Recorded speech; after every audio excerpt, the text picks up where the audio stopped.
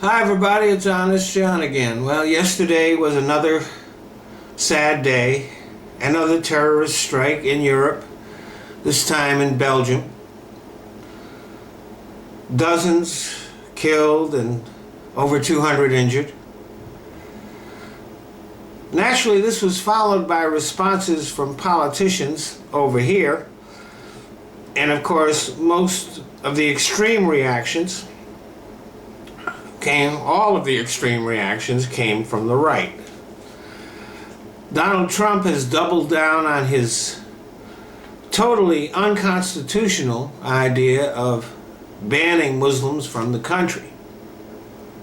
Ted Cruz wants to patrol and secure, his exact words, Muslim communities here in the States. And what makes this idea so incredibly stupid is that when you think about it, the Muslim communities here in the U.S. have not been hotbeds of terrorism.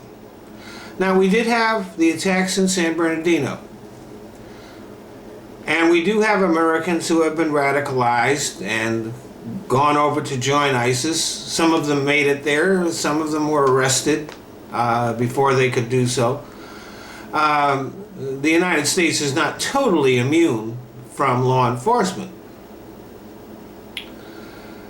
But law enforcement has been very good at thwarting terrorist attacks while they're still in their planning stages here in the U.S. And over here, we seem to have lone wolves and not full-fledged terrorist cells. In fact, several of the people who had gone on to become terrorists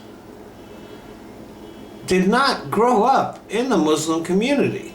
They grew up Christians and then converted to Islam. I'll give you an example. Adam Gaddan, who became known as the American Al-Qaeda. Now, he went over there and joined them, so he did not do any terrorist attacks here, but he has encouraged Americans to commit terrorist attacks. But he didn't grow up in the Islamic community. He was a Christian who converted.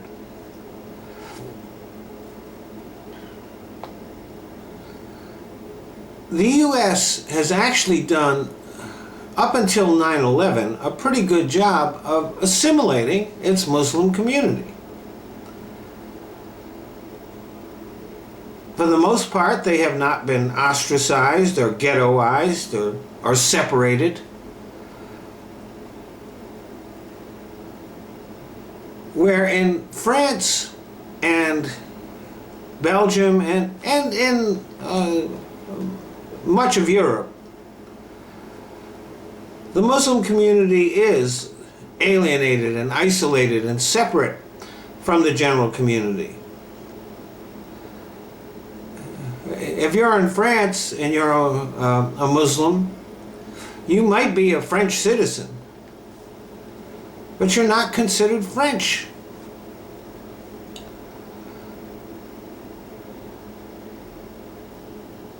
This makes that community extremely vulnerable to terrorist recruitment and much less helpful at rooting out terrorism in their midst. Here, the FBI has made public statements that they have frequently received very valuable help from within the Muslim community. And as a matter of fact, the San Bernardino attacks, and we have had some others, but notwithstanding those, the fact is that U.S. Muslims have been attacked, threatened, vandalized, and terrorized by Christians more than they have been the perpetrators. But we don't call it terrorism when the Christians do it. Sometimes we might call it a hate crime, but we don't call it terrorism. So, for example, when a mosque is vandalized, it's not listed as an act of terrorism.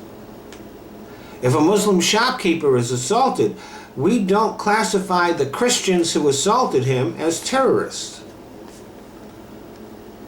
And when a bunch of armed men in Texas gathered in front of a mosque, it was called a demonstration, not the act of terrorism that it actually was.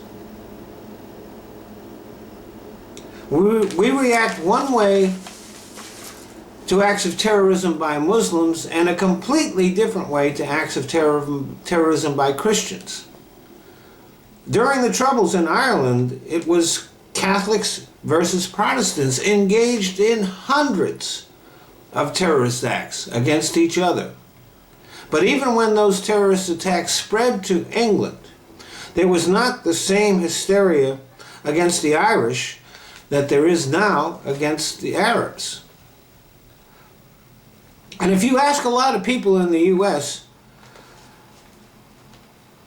they'll tell you that they've never even heard of a Christian terrorist, even though about a year ago we had 3 police murdered in Las Vegas by Christian terrorists. But the hysteria that is growing here in the U.S., and which Donald Trump and Ted Cruz are fostering for their own political gain, is what will make us unsafe. If we create the conditions here that Muslims are experiencing in Europe, we will get the same results that they're getting.